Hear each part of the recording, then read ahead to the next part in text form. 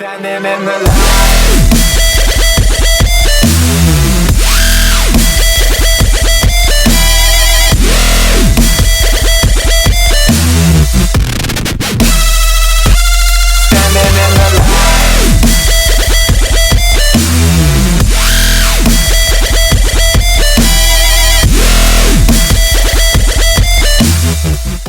Hey YouTube, what up? Lockdown RC here, and today I have an update video for you guys. Now, unfortunately, I have some bad news.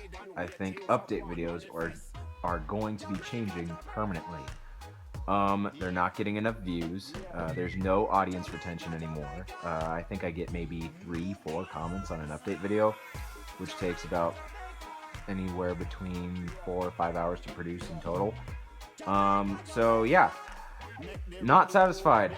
I just hit 1.3k subscribers, which I'm very excited about, but it doesn't seem like it. It seems like I'm back at 50, where my videos are only getting about 50% audience retention that they should be. So, yeah. And guys, when I mean share my videos, I'm not asking you to or trying to sell out, but I'm gonna sell out and ask you to share my videos. I'm just really desperate to get this channel going again. So despite that, this is fun.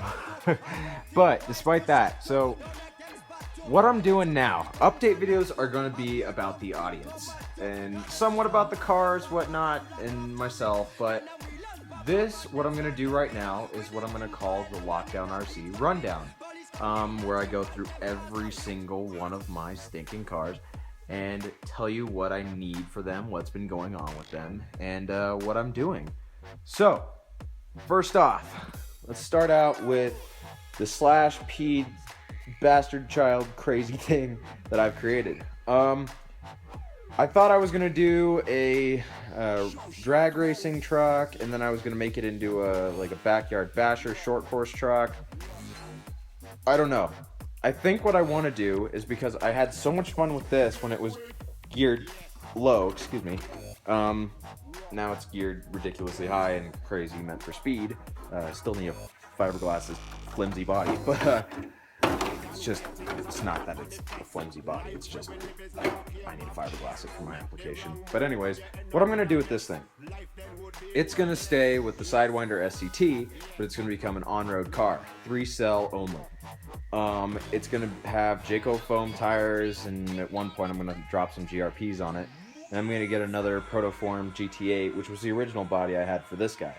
So it's going to be a car that I can take out to giant parking lots and actually do like autocross style races with. I'm hoping I can get some more people in on that and it'd be a fun weekend event. But yeah, obviously it's in no shape to race right now. It's got a high center of gravity chassis and whatnot, so I'm going to get a low center of gravity chassis, faster servo, sway bars, foam bumper, you name it, needs it. So it's going to retain pretty much everything that's on there besides the chassis. Unfortunately, I will lose my motor mount, so maybe I'll give that away.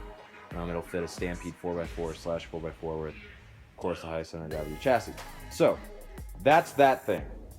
not too much. This car changes forms so much, you guys, I don't know what to do with it anymore. But anyways, on to a car that needs some work. Yeah, speaking of faster servos, I'm not impressed. I think I got sold a fake high-tech servo on Amazon because that one sucks.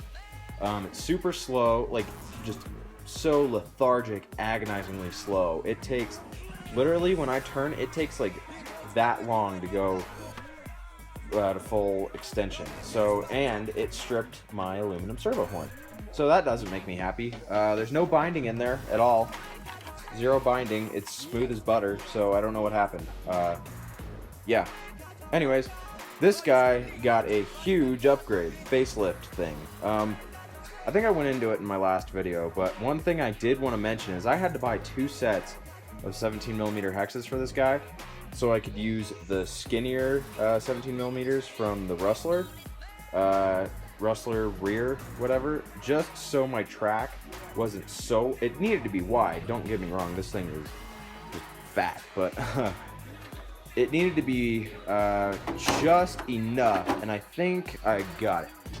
wheels sit pretty flush. They're a little bit inwards, but that's the best it's gonna get. So, yep, that's the Speed Slash 4.0.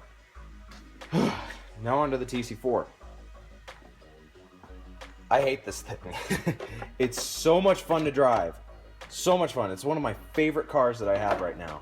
But I hate the rear diff.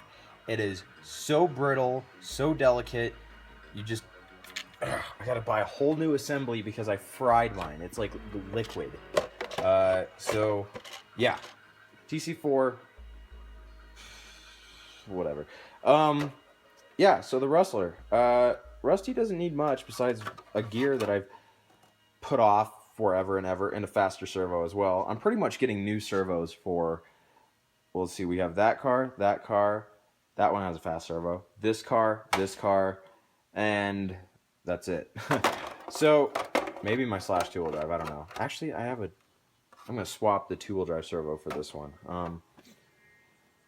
Anyways, so the Rustler needs some bigger gears. I believe I'm geared like 1954 right now because my pinion gear fell off.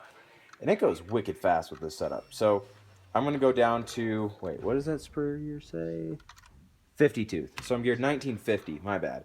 So I'm going to go down to, or go up, rather, to a 24 tooth pinion. And I need to get a bumper back on here because having this motor exposed is just funky. But yeah. So I lowered my front shocks. I haven't done my rears yet, but I will do the how-to video when the time comes to do the rears. I might not actually lower them. I haven't tested it in this setup, though. It squats like crazy. I mean, the chassis is almost dragging. So I might actually jack these up. So I'm not putting that motor in peril. So, yeah, because, I mean, if you hit a pebble, it's just done. So, yeah. Rusty. God, this thing's light. Yeah, that's the Rusty that I've had forever. Needs more attention, guys. I feel bad that I've neglected this car. And here is the Yeti. I don't know where to start with this thing. Yeah, actually, I'm going to show you this. I'm really satisfied with my suspension setup. So I'm actually going to go test it on a bunch of, so it's like, we've had people walking through and my dog's out been running on the lawn and it froze over. So I'm actually going to take this thing, yeah, the suspension travel on it is insane. So that's where the shocks bottom out and then it actually starts to pick up off the table. So this thing is awesome. I'm loving it, besides the durability of the freaking drive shaft that I got from Asian tees. But yeah, so it's crappy. The links are alright. I mean, they're links. I don't think you can do those wrong. But the ball ends in them actually bent. So yeah, Yeti, focus there. Got all my diff issues figured out, my center transmission issues figured out. So yeah, it's solid. Not really much that I'm gonna do to this car besides the faster servo. I'm probably gonna drop a Savox 4096 series in there, one of the really high torque. I think I'm gonna get the 277 ounce servo and drop it in there. Now for the Pro 2, I just made a video on this. You guys can go check it out. It's my Pro 2 mid-motor conversion. So yep, not gonna go into detail on this one because I did in that other video. Now for the Sleesh, Sleesh Furbifer. Nothing. I don't have anything to say about this car other than Traxxas's drive shafts suck. I hate them.